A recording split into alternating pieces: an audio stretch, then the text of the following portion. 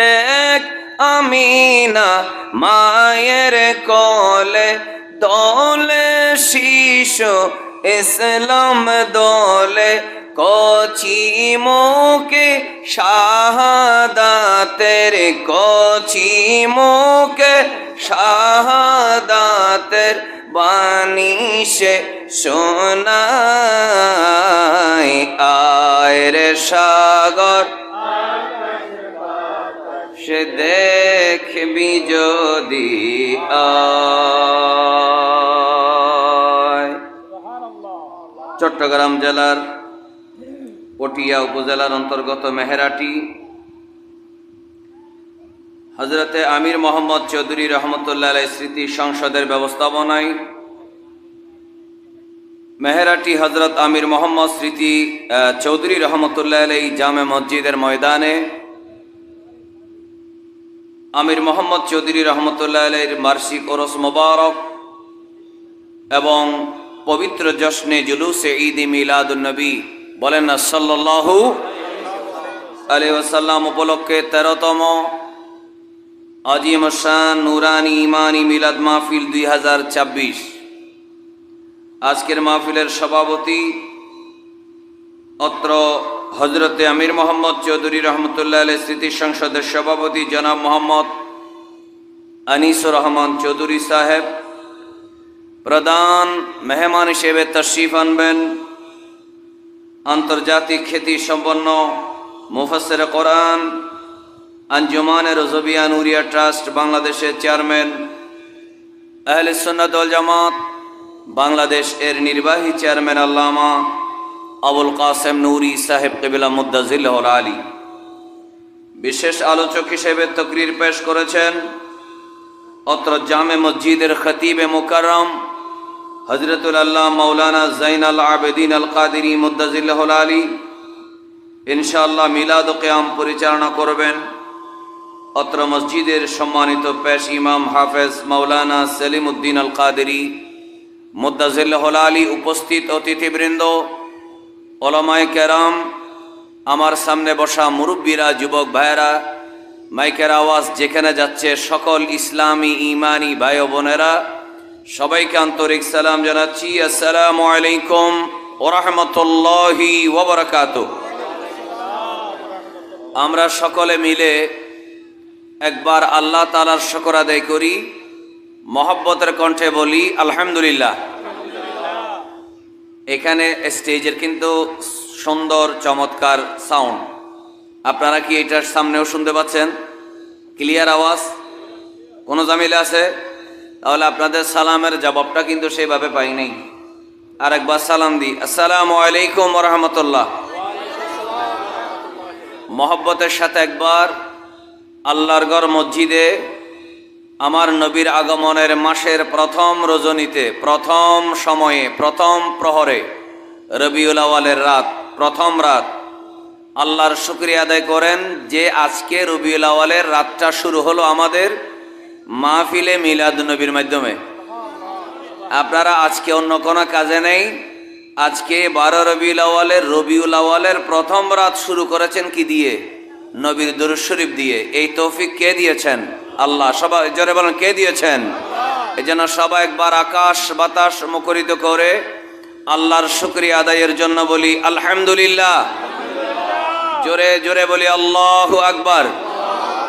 অন্তর থেকে স্লোগান তুলি, জোরে বলি ইয়া রাসূল আল্লাহ, ইয়া হাবিব আল্লাহ, ইয়া নূর আল্লাহ সাল্লাল্লাহু আলাইহি ওয়া আলা আলিহি ওয়া সাহবিহি ওয়া সাল্লাম। এবার বলি ইয়া গৌসুল আজম দস্তগীর।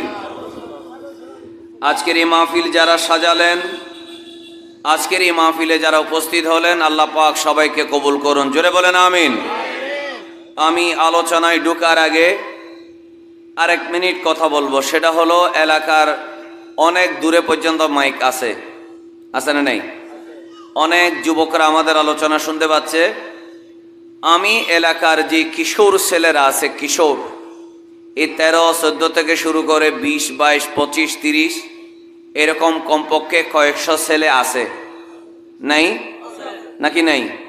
আচ্ছা, যদি থাকে আমি তাদেরকে বলবো কিছুক্ষণের জন্য যেই নবী আমার কবরে আসবেন, যেই নবীজি আমার মওতের বিছানায় আসবেন, যেই নবীজি আমার জন্য হাসরের ময়দানে ছুটাছুটি করবেন, যে নবীজি পুলসিরাতের গোড়ায় আমাকে বাঁচার জন্য দাঁড়াবেন, যিনি আমার মিজানের কাছে আমার সওয়াবের পাল্লা ভারী করার জন্য উপস্থিত থাকবেন। একটু সবাই বলুন, সেই নবীজির মাহফিলে মোবাইল, গেম, সমস্ত কাজকর্ম সেরে কিছুক্ষণের জন্য আসার দায়িত্ব সবার আছে না নেই? আওয়াজ করে বলেন, আছে না নেই? এই জন্য সকল যুবককে বলবো, একেবারে কোনো ধরনের দ্বিধাদ্বন্দ্ব ছাড়া 5 মিনিটের ভিতরে এসে প্যান্ডেল পূর্ণ করে ফেলো। আল্লাহ সবাইকে কবুল করুন, আমিন বলুন। গত বছর আলোচনা করেছিলাম সূরা ইনশিরাহ, কোরআনুল কারীমের একটি সূরা, যেটাকে আমরা চিনি সূরা আলাম নাশরাহ হিসেবে। এটার নাম আলাম নাশরাহ বললেও চলে, আর এটার নাম কোরআনে লেখা আছে ইনশিরাহ। ইনশিরাহ শব্দের অর্থ হলো প্রশস্ত করা। বলেন কি করা? প্রশস্ত করা, প্রশস্ততা।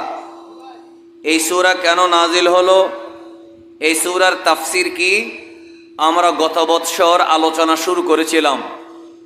আমার পরবর্তী আলেম চলে আসার কারণে আলোচনা সংক্ষিপ্ত করেছি। বিশাল তাফসিরের সামান্য কিছু আরজ করেছিলাম। তা আপনারা চেয়েছেন বলেই বাকি আলোচনাটুকু আমরা আজকে করব। বলেন ইনশাআল্লাহ। কথা বলেন না, ইনশাআল্লাহ।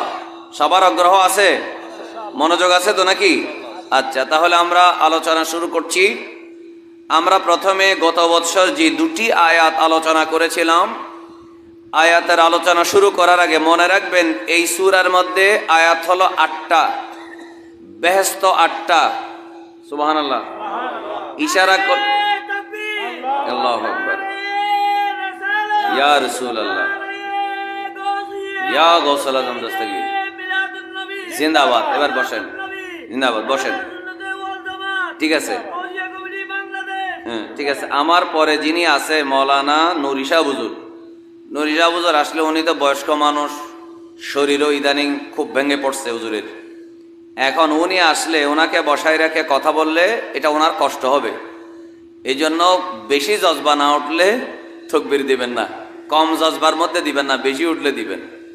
তাকবীর দেওয়াতে মানা করা, এটা আবার গুনাহ আছে, এই জন্য। ঠিক আছে নি? আচ্ছা, আমরা তাফসীর আলোচনা করি। আয়াত হলো কয়টি বললাম? 8টি। বলে না কয়টি? এই 8টি আয়াত আমরা তো সবাই জানি, ব্যস্ত কয়টা? 8টা। আমার মনে হয় কেউ যদি সূরা আলাম নাশরাহের 8টি আয়াত বুঝার পরে ইমানে, আকীদার যা মাসালা আছে সেগুলো গ্রহণ করে এবং আমলের ব্যাপারগুলো যদি আমল করে, এই আলাম নাশরার 8টি আয়াত রুসিলায় আল্লাহ তাআলা আমার জন্য, আপনার জন্য, নবীর উম্মতের জন্য 8 খানা জান্নাতের দরজা খুলে দিবেন। সুবহানাল্লাহ। এই বিশ্বাস জোরে বলেন আমাদের আছে না নেই? এই জন্য মনোযোগ। প্রথম আয়াতে, আয়াতের শান নজুল বলেছিলাম, একটু 1 মিনিট এটা মনে করাই দিই। সেটা হলো নবী করিম সাল্লাল্লাহু আলাইহি ওয়াসাল্লামের উপর কয়েকদিন ওহী নাজিল হওয়া বন্ধ ছিল। মনে আছে তো? বলেছিলাম কয়েকদিন ওহী নাজিল হওয়া কি ছিল? বন্ধ ছিল। তখন কাফেররা, মক্কার কাফেররা বলা বলি শুরু করলো, মুহাম্মদ সাল্লাল্লাহু আলাইহি ওয়াসাল্লামকে তার খোদা ছেড়ে দিয়েছে। নাউজুবিল্লাহ। কি বাড়িতে গিয়ে বললে হবে? আপনারা এখানে চলাফেরা একটু কম করবেন, সীমিত করবেন। যদি সুযোগ হয় 1 কাপ চা নীরবে আস্তে আস্তে, দৌড়াদৌড়ি করা ছাড়া, এনে ডাকনা দিয়ে রাখবেন। লাগলে নেব, না লাগলে নেই। একটু নীরবতা বজায় রাখবেন। তাফসিরে আলোচনা করার সময় বাড়তি মনোযোগ লাগবে। বলেন ইনশাআল্লাহ। তো কি বলছিলাম, যখন কাফেররা বলল নবীর উপরে, আমার নবীর নাম ধরে, তারা তো নবী মানে না, অমুকের ছেলের উপরে আল্লাহ বেজার হয়েছে। যেখানে নাউজুবিল্লাহ বলা দরকার, আমি বলার আগে আপনারা বলবেন, আরো জোরে বলেন। আল্লাহ কি আমার নবীর উপরে কোনোদিন বেজার হতে পারে? আর একটা কথা বলছে, ওয়াদ্দা, আল্লাহ তার হাবিবকে ছেড়ে দিছে। এই কথা যখন বললেন, বলুন আমার প্রিয় নবী সাল্লাল্লাহু আলাইহি ওয়াসাল্লামকে কবি বলেছে, আমার নবী মনে কষ্ট পেলেও সবর করেছেন। আমার নবীকে নাউজুবিল্লাহ পাগল বলেছে, আমার নবীজি মনে কষ্ট পেলেও সবর করেছেন। কিন্তু যখন আমার নবীকে বলা হলো আল্লাহ তার হাবিবকে ছেড়ে দিয়েছে, তখন আমার নবীর কলিজায় আর বরদাস্ত হয় না। কারণ নবী সারা পৃথিবী ছাড়তে পারে, আমার আল্লাহ কোনোদিন নবীকে ছাড়তে পারে না, নবী কোনোদিন আল্লাহকে ছাড়তে পারে। এজন্য আমার নবীজি সমস্ত গালি শোনার পরে কষ্ট পেয়েছেন কম, আল্লাহ নবীকে ছেড়ে দিয়েছেন এই কথা বলার পরে, কাফেরদের কথাটা শোনার পরে আমার নবী কষ্ট পেয়েছেন বেশি। তখন আমার আল্লাহ পর পর দুইটা সূরা নাজিল করলেন, একটা হলো সূরাতুদ দুহা আর একটা হচ্ছে সূরা আলাম নাশরাহ। একটা সবাই জোরে বলেন মারহাবা। এরপরে এই আয়াতের প্রথম আয়াত আল্লাহ বলছেন সূরা দুহার পর, আলাম নাশরাহ লাকা সদরাক, হাবিব আমি কি আপনার সিনাকে প্রশস্ত করি নাই? সুবহানাল্লাহ। প্রশস্ত করার দুইটা অর্থ, এক, আমার নবীর সিনাকে আল্লাহ বিশাল হৃদয় করে দিয়েছেন, যে যা বলুক না কেন আমার নবীর সহ্য করার ক্ষমতা আছে। বলেন আমার নবীর সহ্য করার ক্ষমতা। দুই, আমার নবীর সিনাকে এত বড় করে দিয়েছেন, পৃথিবীতে আসমানে জমিনে লৌহে কলমে অন্যান্য আসমানি কিতাবে কোরআনে সমস্ত এলেম, জিন ফেরেশতা মানুষ যার যা এলেম আছে সব এলেমের চাইতে বেশি এলেম আল্লাহ তাআলা আমার নবীর সিনার মধ্যে দান করেছেন। এরপরে আল্লাহ তাআলা বলছেন আলাম নাশরাহ লাকা সদরাক ওয়া ওয়াদানা আনকা ভিজরাক। আল্লাহ বলেন আমি আপনার কাছ থেকে বোঝা সরিয়ে দিয়েছি। বলেন কি সরিয়ে দিয়েছেন? বোঝা। বোঝা কি? আচ্ছা বলুন দেখি, আপনারা একটু আওয়াজ করবেন তাহলে আমার কথা বলতে ভালো লাগবে। আমার নবীর কি কোনো গুনাহ আছে? এর কথা জোরে বলতে হবে। নবীজির কোনো গুনাহ নাই, সগীরা গুনাহও নাই, কবিরা গুনাহও নাই। সুবহানাল্লাহ বলেন না। কারণ আমার নবীকে নিষ্পাপ হিসেবে পাঠিয়েছেন আল্লাহ। সুবহানাল্লাহ বলেন। আমার নবীকে নিষ্পাপ হিসেবে পাঠিয়েছেন কে? আল্লাহ। তো আমার নবীর বোঝা মানে কি? আমার নবীর পিঠের বোঝা আল্লাহ বলছেন আমি আপনার কাছ থেকে বোঝা সরিয়ে দিলাম। আপনার প্রভু আপনার পিঠ থেকে বোঝা সরিয়ে দিলেন। আল্লাযী আনকাযা যাহরাক, যেটি আপনার পিঠকে বাঁকা করে দিয়েছে বা ভেঙে দিয়েছে। সেই বোঝাটা কি?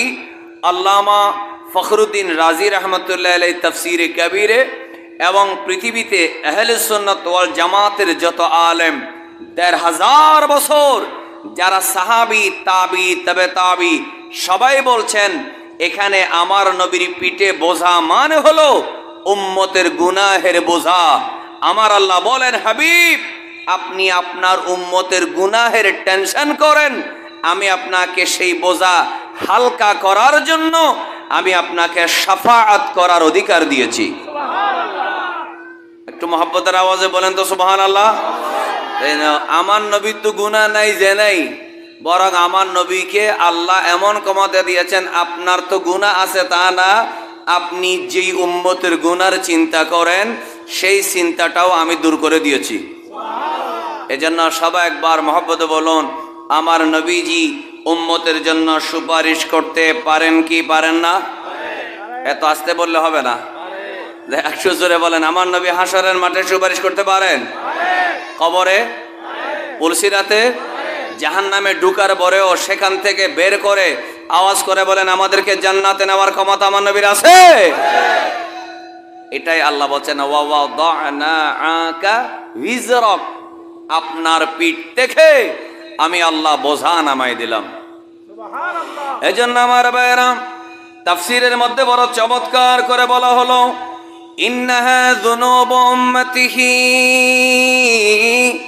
এই দুনিয়ার জমিনে যত ওয়াহাবি, এই দুনিয়ার জমিনে যত মওদুদিবাদী শিয়া খারিজি রাফিজি আছে তারা সবাই বলতে চায় আমার নবীজি দোষে গুণে মানুষ, আমার নবীজির গুনাহ হয়েছে আল্লাহ তাআলা আমার নবী ওহী নাজিল হওয়ার আগে গুনাহ করেছেন, ওহী নাজিল হওয়ার পরেও গুনাহ করেছেন।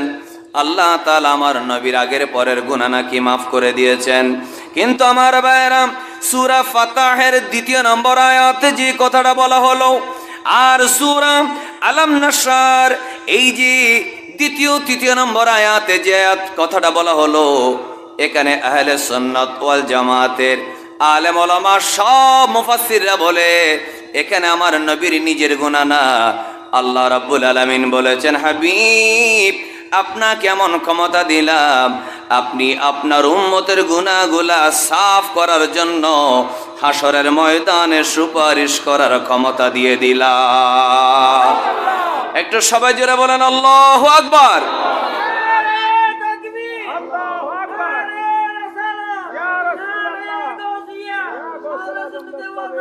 মাশাআল্লাহ।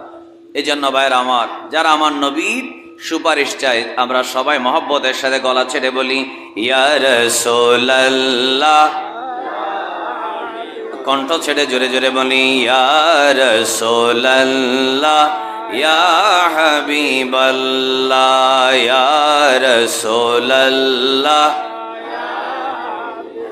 যারা নবীর সুপারিশ চাই, একটু আমি অনুরোধ করবো আপনাদেরকে, যারা দূরে দূরে বসছেন, সামনের যে 2য় কাতারে, 3য় কাতারে, 4th কাতারে চেয়ার খালি আছে, এগুলাতে ঢুকবেন নীরবে, কথাবার্তা ছাড়া।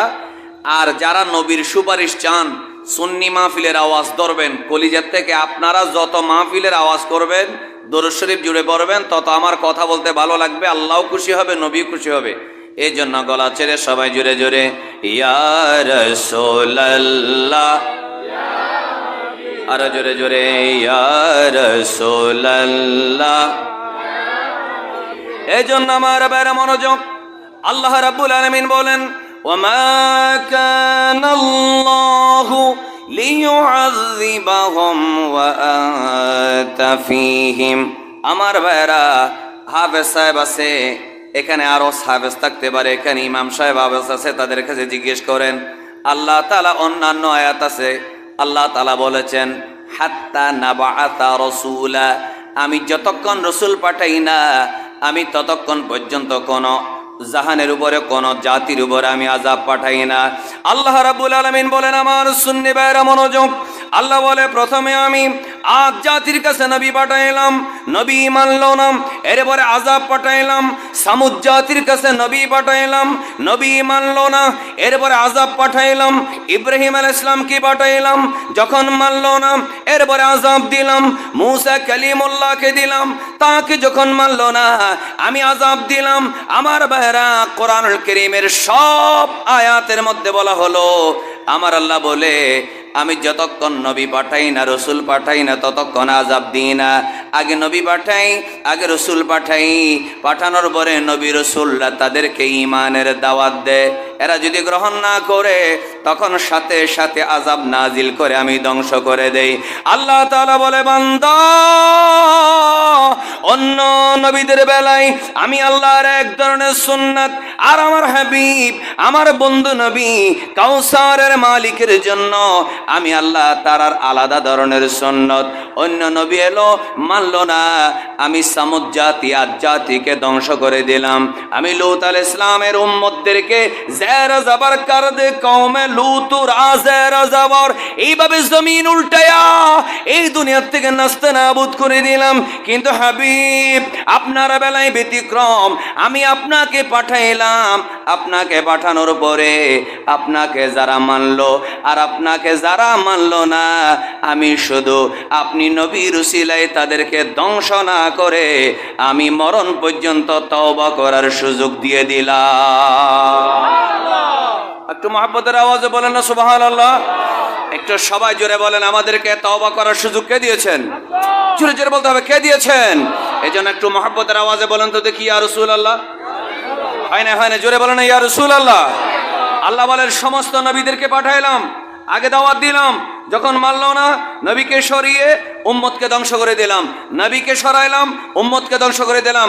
আদ জাতি শেষ, সামুদ জাতি শেষ, ফেরাউনের বংশধর শেষ, নমরুদের গোষ্ঠী শেষ, লূত আলাইহিস সালামের জাতি শেষ, কিন্তু আমি হাবিব আপনার জন্য আলাদা ব্যবস্থা। ওয়ামা কানাল্লাহু লিয়ুআযিবাহুম ওয়া আনতা ফীহিম। হাবিব গো, আপনি নামাজে দাঁড়িয়ে আমার কাছে ফরিয়াদ করেছিলেন, আল্লাহ অন্য নবীরা এলো, নবী যতক্ষণ আসে নাই আযাবও আসে নাই, নবী এলো, নবীকে না মানার পরে আযাব এলো, আল্লাহ আমি আযাব চাই না, আমি মক্কার মানুষ ধ্বংস হোক, আবু লাহাব, আবু জেহেল 7-8 জন ছাড়া অন্য কোনো কারোর জন্য আল্লাহ আমি বদদুয়া করি না, আল্লাহ বাঁচায় রাখো। গালি দিচ্ছে, তার বড় বাঁচায় রাখো। মন্দ বলতেছে, বাঁচায় রাখো। আমার বিরুদ্ধে কবিতা লিখে, আল্লাহ বাঁচায় রাখো। সে যদি ঈমান না আনে, তার ছেলে আনবে, ছেলে যদি না আনে নাতি আনবে, নাতি যদি না আনে তার বংশধরের কেউ না কেউ আমি নবীকে চিনবে, আমি তাদেরকে লইয়া জান্নাতে যাব।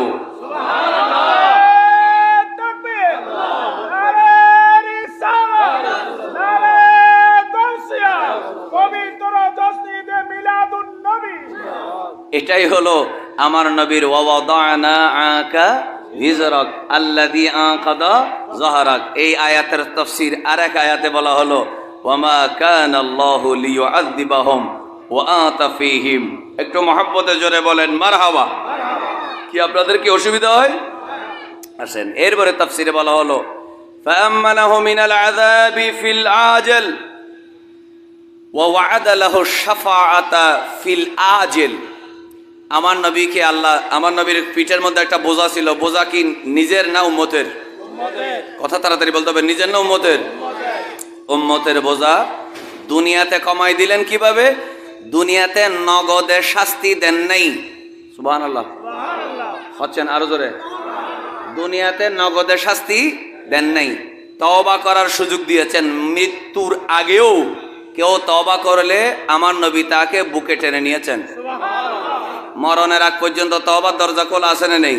আচ্ছা, তারপরে আখিরাতে ওয়া শাফাআতা ফিল আজিল, দুনিয়ার মধ্যে আযাব থেকে বাঁচাই দিলেন, দুনিয়ার নগদ শাস্তি থেকে বাঁচাই দিলেন, আর হাসরের মাঠে আল্লাহ তাআলা আমার নবীকে সুপারিশ করার ক্ষমতা দিয়ে দিলেন। এই জন্য ভাইয়েরা আমার, আমরা আওয়াজ করে আরেকবার বলুন, আমরা নবীজির সুপারিশ চাই কি চাই না? আল্লাহ আমাদেরকে নবীর সুপারিশের উপরে আস্থা রাখার তৌফিক দেন। ভাই আমরা সুপারিশ পাবো কেন? আমরা নবীকে শফিউল মুজনিবিন মানি। কিন্তু পৃথিবীতে বাংলাদেশে এমন কিছু মৌলবী আছে যারা কি মানে না, কথা বলেন না, আমার নবীর সুপারিশ মানে না। এরা মনে করে যে নবী কারো উপকার করতে পারে না। নাউজুবিল্লাহ কি বাসায় গিয়ে বললে হবে? দেখি আর একটু চিল্লায় বলেন তো নাউজুবিল্লাহ। আপনারা রাজনীতি এত করাপ্টেড হয়ে গেছে, রাজনীতির কারণে মানুষ এত নিচে নামে, ওয়াহাবি সুন্নি পার্থক্য নেই, আদব আর বেআদবের পার্থক্য নেই, একে নবীর পক্ষে নাকি বিপক্ষে পার্থক্য নেই, রাজনীতির জন্য সব নাকি হালাল। নাউজুবিল্লাহ জোরে বলবেন না। দুনিয়াবি ক্ষমতার জন্য, রাজনীতির জন্য আপনি যে কোনো মানুষের কাছে যাচ্ছেন, যে কোনো মানুষকে বুকে টেনে নিচ্ছেন, হাসরের মাঠে আমার নবীর সামনে আপনাকে লজ্জিত হতে হবে। ঠিক কিনা বলেন না? আচ্ছা, যেই গোষ্ঠী বলে আমি তো নবীর সুপারিশের জন্য পাগল, যারা বলে নামাজের ভিতরে নবীর খেয়াল আসলে গরু গাদার খেয়ালের চাইতে নিকৃষ্ট হবে, আপনি যদি তার কাছ থেকে দোয়া নেন, তার দোয়াও কি বদদোয়াও কি? আপনারা কি আমার উপরে রাগ করতেছেন? রাজনীতি গড়ে রেখে আসেন, এটা নবীর মাহফিল, নবীর মঞ্চ, নবীর আলোচনা, নবীর প্রোগ্রাম। সুবহানাল্লাহ বলেন। এখানে নবী ছাড়া আর কথা বলার কোনো দরকার নাই। আমি একটু বুঝার জন্য বলছি। একজনে বলতেছে নামাজের ভিতরে খেয়াল করলে গরু গাদার চেয়ে নিকৃষ্ট, আরেকজন জামাতের এমপি, ইসলামী দলের এমপি বলতেছে রাসূলুল্লাহ কারো উপকার করতে পারে না। আমি তাদেরকে বলবো খেয়াল করেন, এমনভাবে খেয়াল রাখবেন প্রত্যেকটা শব্দ ভালো লাগলে যাতে সুবহানাল্লাহ বলতে পারেন। নবীর উপকার কি জানেন? আমি হাসরের মাঠের উপকার রাখলাম, মওতের টাইমে উপকারও রাখলাম, আমি হাসরের মাঠের সুপারিশও রাখলাম, নবীর কারণে কোরআন পেয়েছি, হাদিস পেয়েছি, সেগুলোও রাখলাম। নবীর নগদ উপকার হলো এত বাটপারি, এত বেয়াদবি করার পরও আসমান থেকে ঠাডার পরে এরা যে ধ্বংস হয়ে যায় না, এটাই হলো তাদের উপরে আমার নবীর সবচেয়ে বড় উপকার। চিৎকার করে বলবেন না সুবহানাল্লাহ। এরা বলেন রসুলুল্লাহ, আমির হামজা বলতেছে রসুল্লাহ কারো উপকার করতে, আমি বলবো জমিন আসমান বেস্ত সব তো নবীর উপকার। নামাজ, ইমামতি, টুপি, দাড়ি, সালাত, আজান, একামত সব রাখলাম। সবচেয়ে তো নবীর উপকার কি জানেন? এত বেয়াদবি করার পরেও আসমান থেকে ঠাড়ার পরে শেষ হয়ে যায় না, এর চাইতে বড় নবীর উপকার আর কিছু হতে পারে? আল্লাহ আমাদের সবাইকে বুঝার তৌফিক দেখ, আমিন বলেন। এই জন্য ভাইরা আমার, হয়তো কথা বলার সময় একটু গরম করে উচ্চস্বরে বলতেছি, কিন্তু কথা চিন্তা ভাবনা করে প্রত্যেক শব্দ মেপে মেপে বলতেছি। আবার এটা মনে করি না হুঁশের সাথে জুসের সাথে বলে ফেলতেছে, না, এইটা প্রত্যেকটা শব্দ কোরআন হাদিসের তাফসীর থেকে। বলেন না আলহামদুলিল্লাহ। আরেকবার সবাই জুড়ে বলেন। আপনারা মনে একটু রাগ করছেন নাকি? চিল্লাই বলেন তো দেখি, আমার নবী উপকার করার ক্ষমতা আছে না নেই? আচ্ছা, এবার আসেন তাফসীর। আর কি বলা হলো? লাই কানা নুজুলুস সূরাতি বাদা মাউত আবি তালিব ওয়া খাদিজা রাদিয়াল্লাহু তাআলা আনহা ফালাকাদ কানা ফিরাকুহা আলাইহি বিজরান আযীমা ফাওয়াদা আনহু আল বিজরা বিরাফইহি ইলা সামা। বুঝার আগে একবার মহব্বতে সুবহানাল্লাহ বলেন। এবার বুঝাই দিচ্ছি। দ্বিতীয়, আমার নবীর পিঠের আরেকটা বোঝা কি? সাধারণত কোনো আপন মানুষ এন্তেকাল হয়ে গেলে মানুষে কি বলে? আমার বুকটা ভারী হয়ে আছে, বলে না? বাবা মারা গেলে, মা মারা গেলে, নিজের ছেলে মারা গেলে, নিজের স্ত্রী মারা গেলে, নিজের মেয়ে মারা গেলে মানুষে কি হালকা হালকা লাগে নাকি ভারী ভারী লাগে? বুকটা ভারী লাগে, মনে হয় যে কাঁধের উপরে, মাথার উপরে আসমান ভেঙে পড়েছে। ঠিক কিনা বলেন না ভাইরা? তো আল্লাহ বলছেন ওয়াওয়াদানা আকা উইজরক। এটা মানে কি? এটা মানে হলো একই বছরে রাসূল করিম সাল্লাল্লাহু আলাইহি ওয়াসাল্লামের খুব কাছের দুইজন মানুষ চলে গেলেন।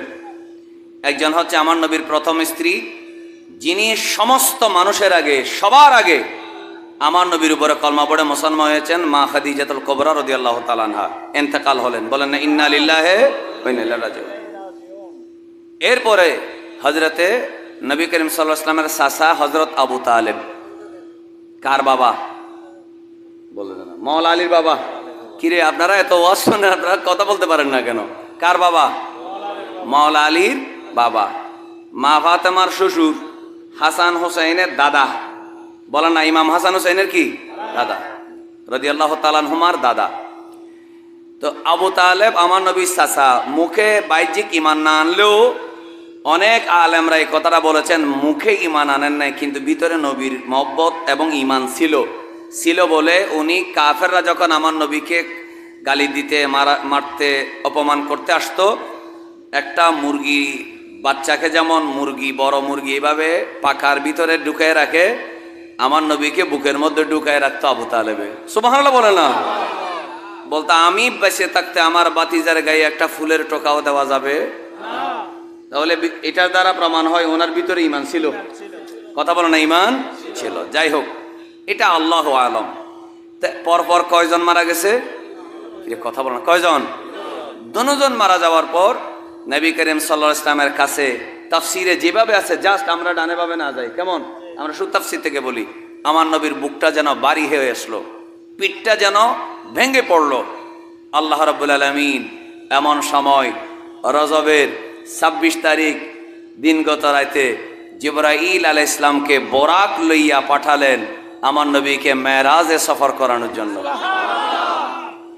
এই জন্য তাফসিরে বড় চমৎকার করে বলা হলো, যখন আমার নবীজি চাচা আবু তালেব এবং নিজের প্রিয় স্ত্রী খাদিজাতুল কুবরা রাদিয়াল্লাহু তাআলা আনহা, উম্মুল মুমিনিন, সমস্ত ইমানদারের জননী, যাকে আমার আল্লাহ তাআলা নিজেই সালাম দিয়েছেন, এ মা খাদিজা এবং চাচা আবু তালেব দুজন যখন দুনিয়া থেকে চলে গেল, চলে যাওয়ার পরে আমার আল্লাহ রাব্বুল আলামিন বলেন, হাবিব, আপনার একেবারে প্রিয় চাচা, যিনি কাফেরদের সামনে এভাবে সিনা টান করে দাঁড়িয়ে বলতেন, এ আবু লাহাব, এ আবু জেহেল, উতবা, সাইবা, খবরদার, আমার বাতিজার গায়ে একটা ফুলের টুকা দেওয়া যাবে না, আঘাত করা যাবে না।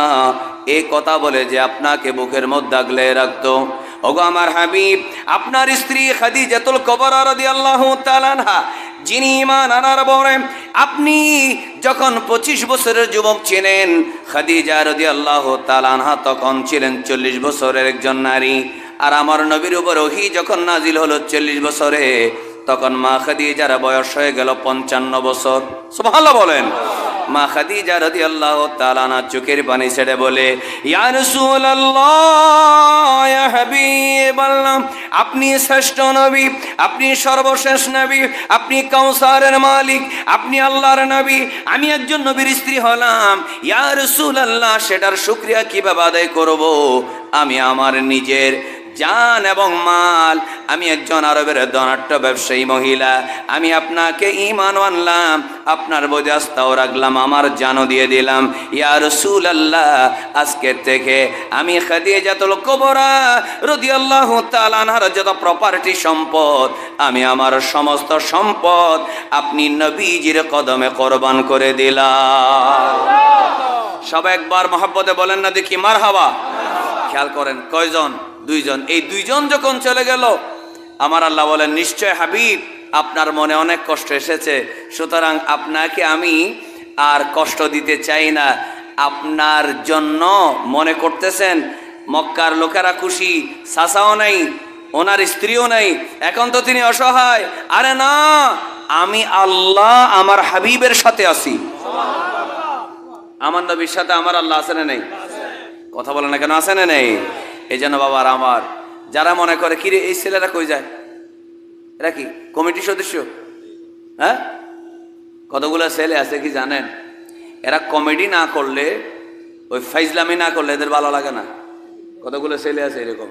আপনারা কি ফাইজলামি শোনার জন্য আসছেন নাকি কোরআন হাদিস? কথা বলে না কি?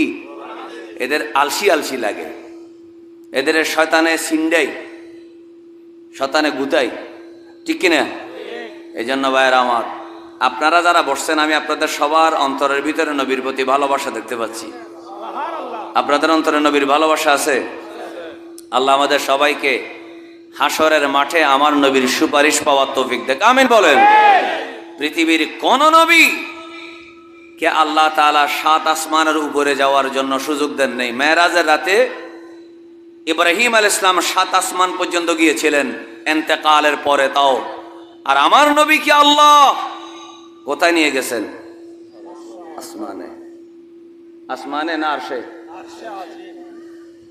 এই জন্য ওই আলা হযরতের মার্শা ফরমাশ আমরা বলছেন, সবসে আলা আলামা জুরে সবসে বালা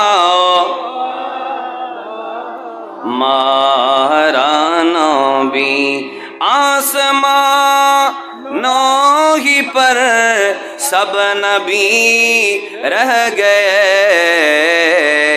अर्श आज़म पे पहुँचा मारानबी सबसे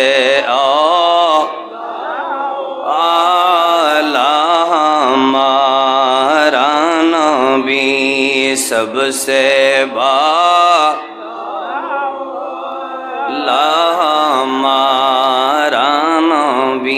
এই জন্য আরেকটা কই বলে, जिसका कोई सानी नहीं वो नबी हमारा है। একটু मोहब्बत बोले ना सुभान अल्लाह। जिसका कोई सानी नहीं वो नबी हमारा है, जिसका कोई सानी नहीं, जिसका कोई जोरे बोलो ना, जिसका कोई सानी नहीं वो नबी हमारा है, मुस्तफा की अज़मत का हद है न किनारा है। একটু মহব্বতে বলেন না সুবহান আল্লাহ। আরো জোরে বলেন। কাফেররা বলছে, কিছুক্ষণ আগে বলছি না, ওই মনে রাখবেন আগের গুলা। কাফেররা বলছে এই নবীর উপরে অনেক দিন ওহী নাজিল হয় না, চাচাও গেল, স্ত্রীও গেল, উনি একা, আল্লাহ ছেড়ে দিয়েছে। আল্লাহ বলে না না না, কোন নবী যেখানে যাই নাই আমি আল্লাহ সেখানে নিয়ে আমার মাহবুবকে আমার কাছে নিয়ে এসেছি। এই জন্য বলি জিসকা কোই সানি নেহি वो नबी हमारा है, दूर पे कहार बने लंतरानी मूसा।